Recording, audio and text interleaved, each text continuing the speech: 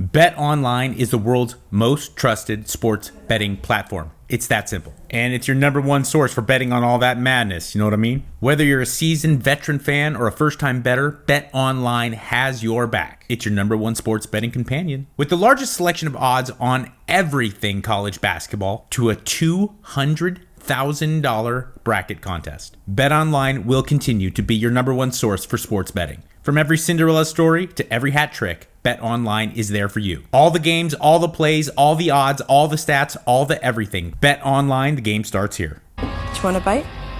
I'm on a diet, but thank you. You're kidding, right? You look great. Very fit. You can always be thinner. Look better. Welcome to the Mikey Likes You podcast. It is just such a beautiful day that I'm going to do it right here with you, into my phone, in the Texas wild, like a real man, like a main character in a spaghetti western. I guess not really, because spaghetti westerns were all filmed in Italy, hence spaghetti. Never mind. It's a beautiful day out here in the Texas countryside, so I'm going to do my podcast just like that. I want to talk about something that's been bugging me. Why has it been bugging me? Because so many people bust my balls about it.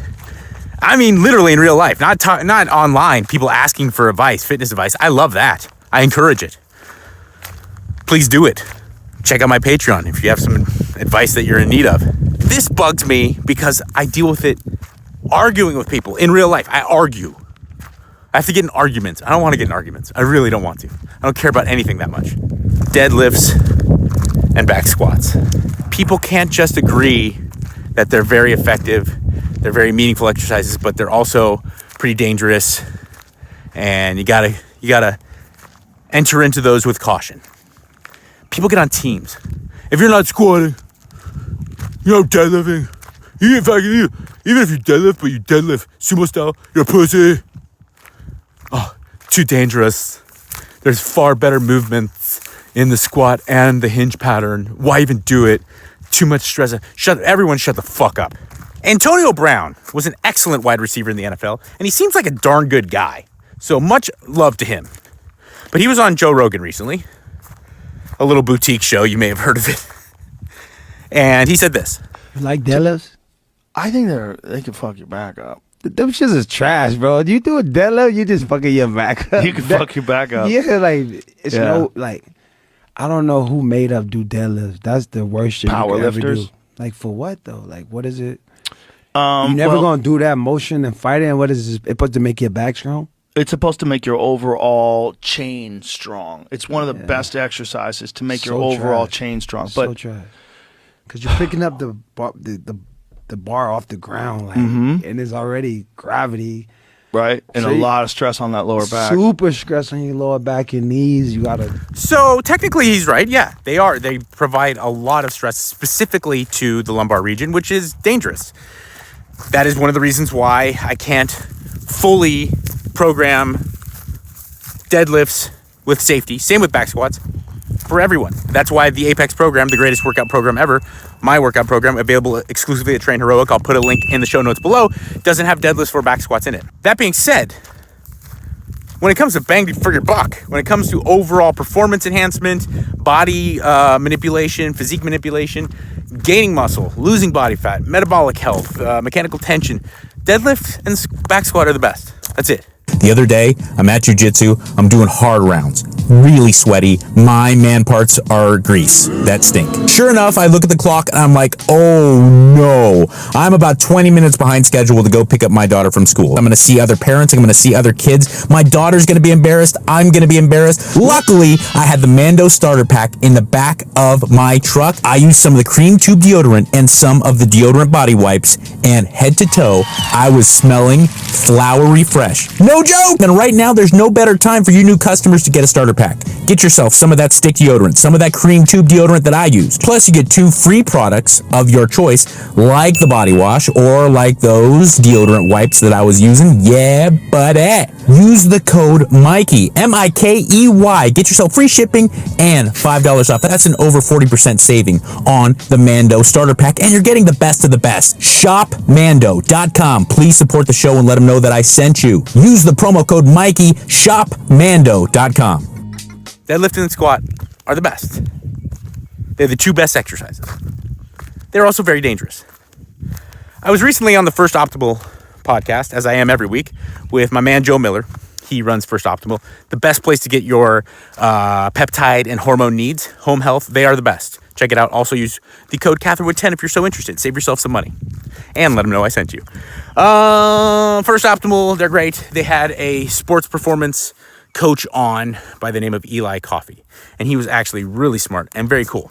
Eli Coffey knows what he's talking about. He trains men and women for performance. So injury prevention is at the top of the list. On top of, just having great muscles and low body fat, injury prevention and performance is at the top of the list because he's training MMA fighters, boxers, kickboxers, BJJ athletes, as well as powerlifters, Olympic lifters, and bodybuilders. So I ended the podcast last week by saying this. I would like you to help me end an argument that I've been having with a lot of people. Okay? I'll do my best. I've been getting in an argument with people a lot about there's no need for anyone who isn't a power lifter to deadlift and squat, right? And they say, well, you could find other ways to hinge, you can find other ways to squat, to find the squat pattern. And I say, true, does provide a lot of lumbar stress at the same time. I also think that the overall bang for your buck is so high that if you were to really work hard to learn how to squat and deadlift very well, that if you were to be very responsible with the two lifts, that the overall bang for your buck is higher and it would be worth it. I would like to know your opinion as a coach of athletes in many different sports. The two exercises in the gym that are going to recruit and activate the most amount of muscle possible is a deadlift and a barbell back squat. Furthermore, if you have two young men and say they're twins and they eat exactly the same way, they've got the same genetic makeup and they both want bigger arms, and you take brother A and he just does bicep curls and tricep pushdowns, brother B does back squat and deadlift, brother B will have bigger arms because of the response. We increase testosterone to increase nitrogen retention in the muscle, which leads to more protein synthesis, etc. Whenever we do this and we're working this much muscle, the body will see a greater need for recovery. It will thereby naturally increase nitrogen retention in the muscle, leading to greater protein synthesis, and that's done by increasing testosterone.